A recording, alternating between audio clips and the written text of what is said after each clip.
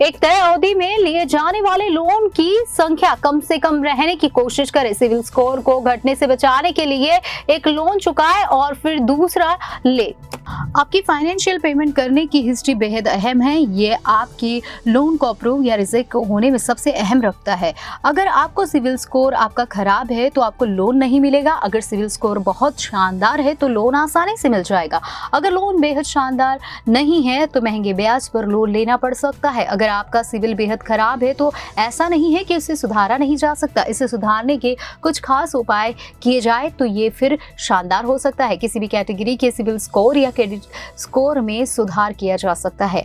अगर आपने credit score को प्रभावित करने वाले कारणों को समझा जाए तो इसे सुधारने के लिए उपाय किए जाए तो आपके लिए आगे की राह आसान होगी। सिविल स्कोर रेंज को पहले जान लीजिए, समझिए। सिविल स्कोर 300 से 900 के बीच होता है। ट्रांस यूनियन सिविल भारत में क्रेडिट स्कोर से जुड़ी रिपोर्ट बनाने वाले 4 क्रेडिट ब्यूरो में से एक है। सिविल स्कोर या क्रेडिट स्कोर जितना 900 के करीब होगा उतना ही इसे बेहतर माना जाता है। 300 से 449 के बीच का स्कोर सबसे खराब माना जाता है। इस तरह 550 से 700 के बीच का स्कोर ठीक माना जाता है। आपका बकाया लोन या रीपेमेंट आपके क्रेडिट स्कोर पर काफी असर डाल सकता है। ऐसे में ईएमआई पेमेंट में समय आपको अनुशासन बनाए रखने की जरूरत है। ईएमआई भुगतान में देरी आपको जुर्माना देना पड़ सकता है और आपका क्रेडिट स्कोर घट जाएगा। ऐसे में अगर आपको लगता है कि ये कुछ ऐसा है जो आप करने के लिए दोषी है तो ईएमआई पेमेंट के लिए रिमाइंडर सेट करना सुनिश्चित करें ताकि आप उन्हें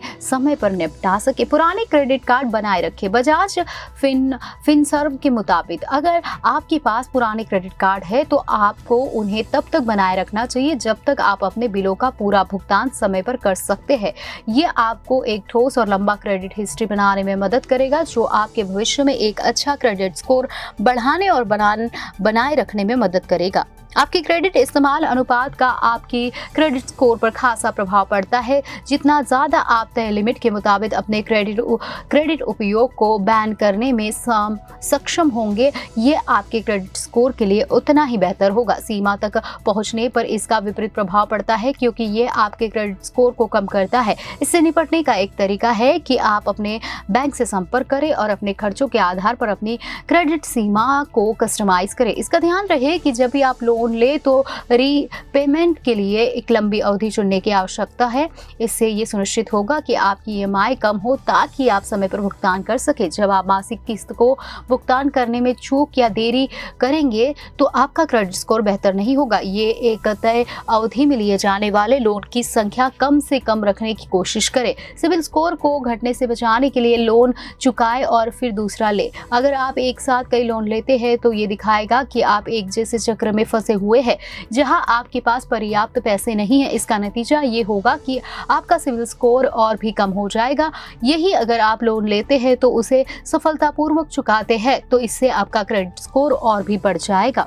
जी हाँ, कुछ मामलों में सिविल आपके रिकॉर्ड को अपडेट करते समय गलतियां कर सकता है, गलत जानकारी नोट कर सकता है या डिटेल दर्ज करने में देरी कर सकता है। इससे आपका स्कोर भी कम हो जाएगा। सुनिश्चित करें कि आप समय समय पर अपनी सिविल रिपोर्ट की जांच करते रहें। इससे आपकी किसी भी त्रुटि की पहचान करने और सिविल विवाद सॉल्यूशन फॉर्म ऑनलाइन जमा करने उन्हें ठीक करने में मदद मिलेगी और आपका क्रेडिट स्कोर बेहतर होगा। ये भी जान लीजिए कि आपकी कोशिशों से आपके स्कोर में तुरंत बदलाव नहीं होंगे।